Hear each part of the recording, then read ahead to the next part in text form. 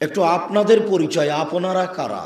আপনাদের ব্যাপারে আল্লাহ তাআলা বলেন, ফাসআলু আহলা যিকরি ইন কুনতুম লা তা'লামুন বিল বায়িনাতি ওয়াজ জুবুর। হে দুনিয়ার অজানা মানুষ, তোমরা জানা মানুষের নিকটে জানো প্রমাণ সহকারে। এইটা আপনাদের জরুরি জিম্মেদারি থাকতে হবে, নইলে এক শ্রেণীর আলেম ওলামা সমাজে মিথ্যা ধর্ম পেশ করে বলবে এটাই ধর্ম।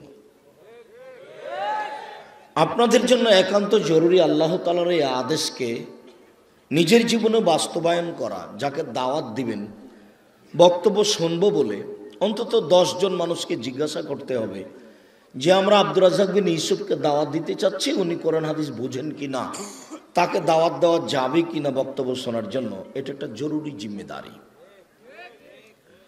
এরপরে উনি কোরআন হাদিস জানেন, কিন্তু আমাদের সামনে প্রমাণ সহকারে বললেন কি না এটাও দেখতে হবে। আল্লাহ তাআলা দুইটা দেখতে বললেন, এক জানা মানুষের কাছে জানতে হবে, 2 প্রমাণ সহকারে জানতে হবে। তার মানে ইসলাম ধর্ম প্রমাণ দিয়ে চলে, যুক্তি দিয়ে চলে না, মারেফতি দিয়ে চলে না, অন্ধকারই চলে না, সব কিছু নগদ। বহুদিন বলেছি, যে ধর্মে 1 গ্লাস পানি পান করলে 5টা বিধান লাগে, সেই ধর্ম স্বপ্ন যোগে চলে না, সেই ধর্ম মারেফতি দিয়ে চলে না, সে ধর্ম কোনো তরিকা দিয়ে চলে না, সে ধর্ম কোনো পীর মুরিদ দিয়ে চলে না, একেবারেই নগদ। রাসূল সাল্লাল্লাহু আলাইহি সাল্লাম বলেন, আমি পৃথিবী থেকে চলে গেলাম, 2টা জিনিস রেখে গেলাম, যতদিন তোমরা একে ধরে থাকবে ততদিন তোমরা ভুল পথে যাবে না। তো সেটা তো নগদ জিনিস, সেখানে তো কোনো গোপন কিছু নাই। একটা হলো কোরআন মাজিদ, আর একটা হলো হাদিস। প্রায় 30,000 মতো সহিহ হাদিস আছে, প্রায় 3 লক্ষ জাল হাদিস আছে। আর এখনো হুজুরদের বক্তব্য যদি জাল হাদিস হিসেবে গণ্য করা হয় তাহলে কোটি কোটি। কি যে বলছে হুজুর ধর্মের নামে, ঘন্টার ঘন্টা আমাদের সামনে আলোচনা করছে, কি করলো আমরা নিজেও বুঝলাম না। টাকা পয়সা নিল, ভালো খেলো, চলে গেল। খাওয়া আমি অবাক হই, টাকা পয়সা অবাক হই, দুটাই। তো সম্মানিত দিনী ভাই বোন, না কোনো কথা বলা হবে না, তোমার আমি কোনো এরকম মুখামুখি পরামর্শ চাইনি, আর আমার কথার সাথে সাড়া দিতে হবে না। আর যারা তোমরা দায়িত্বশীল আছো, একটু দেখো দোকানপাটে যারা এখনো আছেন, দাঁড়িয়ে আছেন, বসে আছেন, এরকম নোংরা ঘৃণিত কাজ করিয়েন না। আপনার জন্য এসেছি, আপনি কেন দোকানপাটে থাকবেন? আপনার একটু শরম হয় না কেন? আপনার একটু লজ্জাবোধ হয় না কেন? আজকে কেন আপনাকে হাট বাজার করতে হবে? আর এত খেতে হবে কেন? খেয়ে তো এসেছেন, তারপরে এত জিলাপি, এত পেঁয়াজি কেন? একটু ফকির মিসকিন পান না? দান করা যায় না 2 টাকা? এটাও তো একটা কওমি মাদ্রাসা, হিফজখানা, এখানে 2 টাকা দান করা যায় না? আপনাকে আমি বহুদিন বলেছি, মোবাইল চালু করলেই পাওয়া যাবে ইবাদতের জগতে সবচেয়ে শক্তিশালী ইবাদত দান।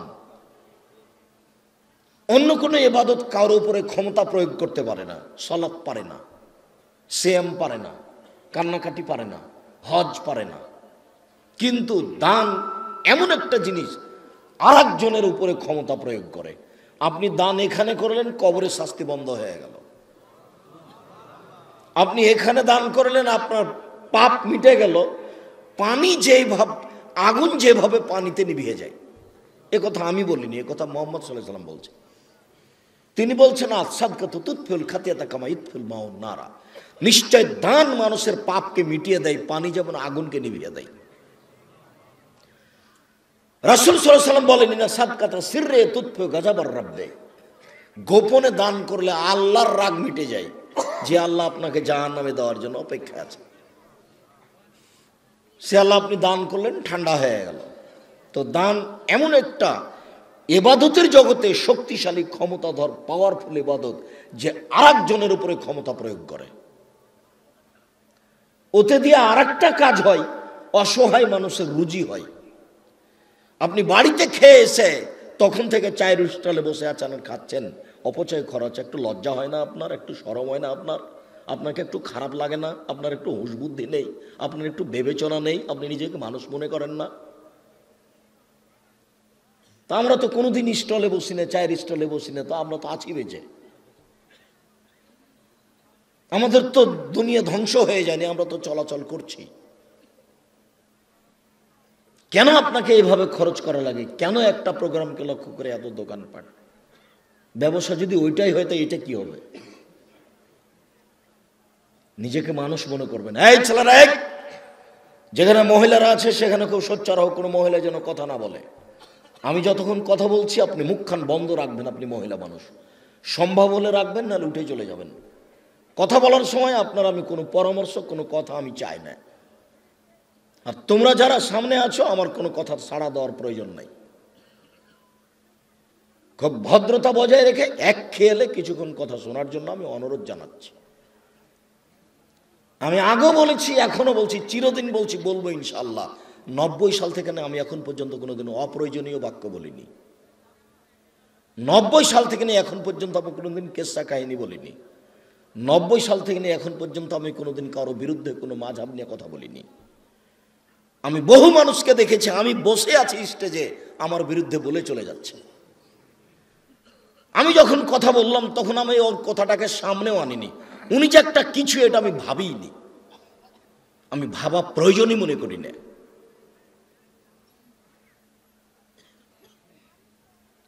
কারো কথার উত্তর আমার দেওয়ার প্রয়োজন নেই। আলহামদুলিল্লাহ, আমার হাদিস, অনেক হাদিস মুখস্থ আছে, বিষয় নিয়ে কথা বলি। আজকে যেটা বিষয় সামনে করেছি, হাদিস পড়ে অনুবাদ করে আলোচনা করে আপনাকে শেষ করে দেবো ইনশাআল্লাহ। অপ্রয়োজনীয় কথা বলা প্রয়োজন মনে করি না, কারো পিছনে লাগার আমার প্রয়োজন নেই। যখন আমি বুঝি যে ও লোকটা তো আমার বিরুদ্ধে বলছে, তখন আমি উপরে বলি যে তুমি পারো না, তুমি তো পারো, তুমি তো সর্বশক্তিমান, আমাকে কেন তার বিরুদ্ধে বলতে হবে? আমার কি প্রয়োজন? তুমি ওটা ঠিক করে দাও। আমি একবারে অসহায় নিঃস্ব মানুষ, আমি কিছু করতে পারবো এটা আমার মধ্যে কোনো ক্ষমতা নাই। আমার প্রতি মাসে বেতন লাগে এখন প্রায় 20 লক্ষ, এক মাসে বেতন লাগে। আমি মরা পর্যন্ত যদি ইনকাম করি তো আমি এক মাসের বেতন করতে পারবো না। এক মাসে কত বেতন লাগে? প্রায় 20 লক্ষ, 19,50,000 বেতন লাগে এক মাসে।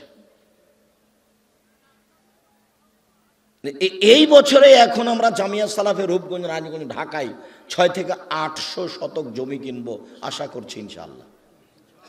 800 শতক।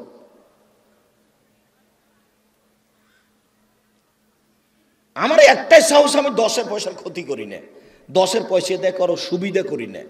আর যারা দান করে আমি তাকে হিসাব করি না যে আমাকে দান করলো তার নামটা হিসাবে রাখতে হবে, কি করতে হবে, তাকে আবার বলতে হবে, এই হিসাব আমার নাই। ও দান করেছে, ও যার জন্য দান করেছে তাকে বলুক যে আমাকে নেকি দাও, আমি তাকে হিসাব করব, তারপরে উনি দান করবেন, এই হিসাব আমার মাথাতে নেই। আমি জামিয়া সালাফের 10 টাকা খেলে আমি তার টাকা, একদিন খেলে আমি তার টাকা দিয়ে দিই।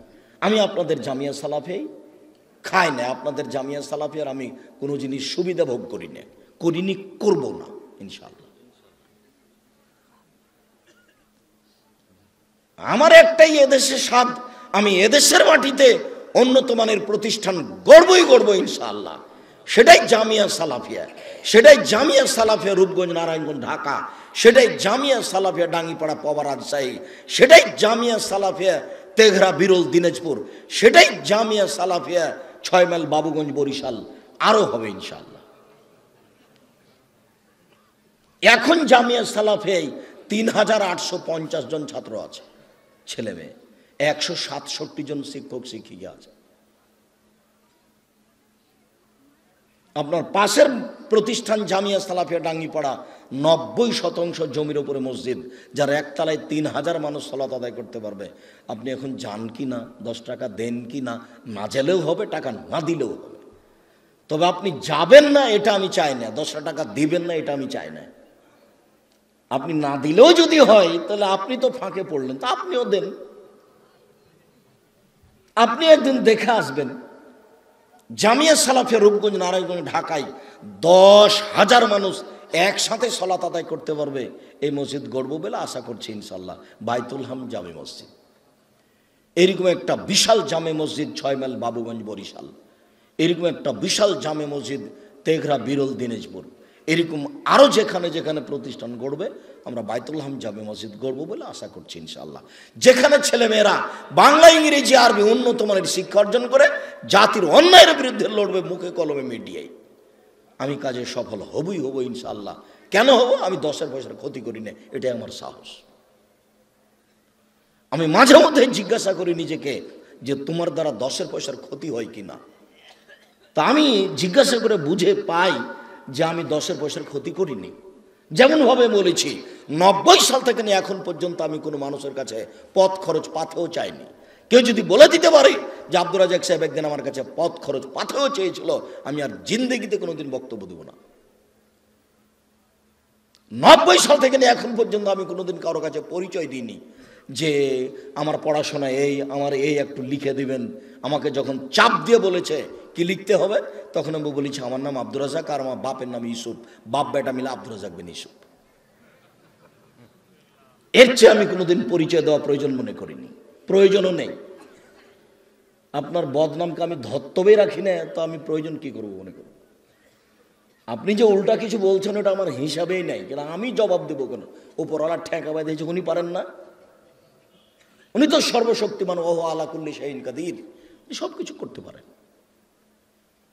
আর করতে পারেন তার বাস্তব দেখতে পাচ্ছি। আমাদের মতো অসহায় মানুষ দিয়ে এরকম প্রতিষ্ঠান গড়ে নেন তো পারেন, তো সব কিছু তো করতে পারেন। আপনার কথা বলছি, আমি ওরা পর্যন্ত যদি ইনকাম করি 1 মাসের জামিয়া সালাফের বেতন করতে পারবো না। প্রায় 20 লক্ষ টাকা এখানে আছে, আর এমনি তো জমি জায়গা কিনা তো আছে, নির্মাণ কাজ তো আছে, মসজিদ তো আছে। শুক্রিয়া। আমি যেটা রেখেছি আপনাদের কাছে দুয়ার দরখাস্ত, খালি বলবেন আল্লাহ তুমি জামিয়া সালাফে কবুল করো। সম্মানিত দিনী ভাই বোন, আপনাদের পরিচয় জরুরি পরিচয়। জীবনে যতদিন পর্যন্ত বেঁচে থাকবেন ততদিন পর্যন্ত জানা মানুষের কাছে জানতে চাইবেন, আর প্রমাণ সহকারে, তাহলে সেও বাঁচবে আপনিও বাঁচবেন। এবার একটু আমাদের পরিচয়, আমরা কারা। আব্দুল্লাহ ইবনে আমর রাদিয়াল্লাহু তাআলা আনহু বলেন, রাসূল সাল্লাল্লাহু আলাইহি ওয়াসাল্লাম বলেছেন, বাল্লিগু আন্নী ওয়ালা আয়া, পৃথিবীর মানুষ আমার একটা কথা জানা থাকলে অন্যকে বলো। বাল্লিগু আন্নী ওয়ালা আয়া, আমার একটা কথা জানা থাকলে অন্যকে বলো। বাচ্চা খেতে বসেছে, তখন বলেন আবু বিসমিল্লাহ বলেছ, আবু বিসমিল্লাহ বলো। আপনি মা, একজন মহিলা মানুষ এখানে বসে আছেন, আমি জানি না আপনি বাচ্চাকে দুধ খাওয়ানোর সময় বিসমিল্লাহ বলেন কিনা। এই মেয়ে, এই তোমাকে বলছি, উপস্থিত বৈঠকের মুসলিম বোন আপনাকে বলছি, আমি জানি না আপনার বাচ্চাকে যতবার আপনি দুধে লাগান ততবার আপনি বিসমিল্লাহ বলেন কিনা। দেখেন আল্লাহর নবী বলছেন, ইন্না শায়তান ইস্তাহিল্লুত তাম আন লা ইযকারা ইসমুল্লাহ আলাইহি, নিশ্চয় শয়তান ওই খাদ্য খায় যে খাদ্যে বিসমিল্লাহ বলা হয় না। আপনি যদি বাচ্চাকে দুধ খাওয়ানোর সময় বিসমিল্লাহ না বলেন, তাহলে আপনার এই দুধ শয়তান খাবে, নিশ্চিত খাবে, অবধারিত খাবে, নবী বলেছেন খাবে, অতএব খাবেই খাবে, কাউকে বলা লাগবে না, ও খাবে, এ কথা আল্লাহর নবী বলেছেন। অতএব আপনি বাচ্চা প্রসব করেছেন, আপনি বিসমিল্লাহ বলবো আমি, দুধ খাওয়াবেন আপনি আর বিসমিল্লাহ বলবো আমি, এটা হয় নাকি? কেমন মা আপনি? আপনাকে আমি শতদিন বলিনি যে বাচ্চা প্রসব করাতে পারলে মা হওয়া যায় না, বাচ্চাকে দুধ খাওয়াতে পারলে মা হওয়া যায় না। পাগলিও বাচ্চাকে দুধ খাওয়াতে পারে, পাগলিও বাচ্চা প্রসব করাতে পারে, কিন্তু দুধ খাওয়ানোর সময় পাগলি বিসমিল্লাহ বলতে পারে না। তাহলে আপনাকে একটা মা হতে হবে। ঢং ঢং করে এসেছেন, আবার গল্প করতে করতে ঢং ঢং করে চলে যাবেন, এটা হলো? দেবরের সাথে মোটরসাইকেলে চলে এসেছেন, ভ্যানে চলে এসেছেন, কিভাবে এসেছেন, সব কাপুরুষ স্বামী, এভাবে পরকাল হারিয়ে যাচ্ছে দিন ধর্মের নামে, এটা বিবেচনা করতে হবে না? বয়স তো দেখতে দেখতে 30, 40, 50 হয়ে গেছে, 60 হয়ে গেছে, মরা তো লাগবে, আজ হোক আর কাল।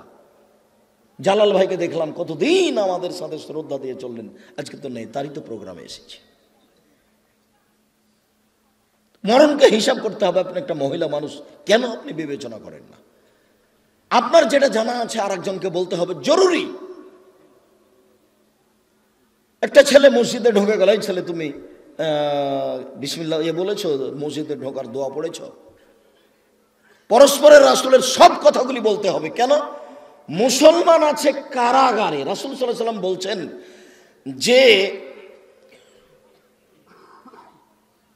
আদ-দুনিয়া সিজনুল লিল মুমিন ওয়াল জান্নাতুল লিল কাফির।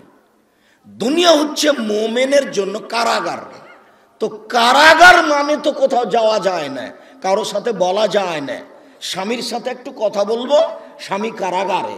তাই এসেছি মঙ্গলবারে 3 মাস পরে, তারপরে কত কি করে বাহির থেকে কথা বলছি, তার নামে কারাগার।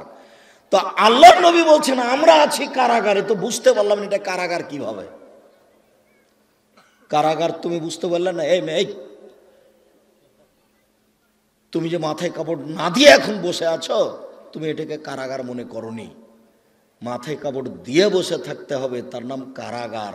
তুমি ইচ্ছা মতো থাকতে পারো না। উপস্থিত বৈঠকের মুসলিম বোন, আপনার যে হাতটা এই পুরো একটা ছোট ব্লাউজ পরে আছেন, এই পুরোটা ফাঁকা পড়ে আছে, এটা কারাগার। আপনি এটা ফাঁকা রাখতে পারেন না, ঢেকে রাখতে হবে। আপনি নিজের স্বাধীনতা চলবে না, আরেকজনের স্বাধীনতা চলে, যার নাম মোহাম্মদ সাল্লাল্লাহু আলাইহি সাল্লাম। পৃথিবীতে কার স্বাধীনতা চলে? মোহাম্মদ সাল্লাল্লাহু আলাইহি সাল্লামের। পৃথিবীর কোনো মানুষের ব্যক্তিগত স্বাধীনতা নেই, সবকে তার অধীনে থাকতে হবে। মসজিদে ঢুকলে তার নীতিতে ঢুকতে হবে, বিছানে শুইলে তার নীতিতে শুইতে হবে, বিছান থেকে উঠলে তার নীতিতে উঠতে হবে। একটু জুতা পরলে, এই যে আমি 2000 টাকার যে জুতা কিনেছি, জুতাটা আমি নিজের স্বাধীনতায় পরতে পাবো না, তারই স্বাধীনতায় আমাকে জুতা পরতে হবে। আমি যে জাতির সামনে কথা বলছি, আমার স্বাধীনতা আমি কথা বলতে পাবো না, আমাকে আগে বলতে হবে আসসালামু আলাইকুম।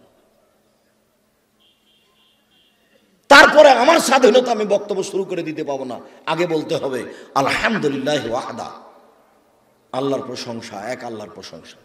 ও সলাতু আসসালামু আলা মান লা নবিয়্যা বাদা, সলাত আর শান্তি মুহাম্মাদের উপরে হোক, তারপরে আমি কথা বলতে পাবো।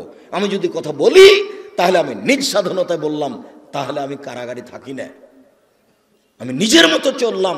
প্রত্যেকটা কর্ম প্রমাণ দিতে হবে তার নীতিতে চলা করা, তার নাম কারাগার। এখান থেকে উঠে যাবেন আর গল্প করবেন, আর সিগারেট খাবেন আর গল্প যাবেন, এটা হলো কারাগার। জোর থেকে এসে দোকানে বসে চা খাচ্ছেন আর এই করছেন আর সেই করছেন, এর নাম কারাগার। মানুষের বদনাম করবেন আর চলবেন, তার নাম কারাগার।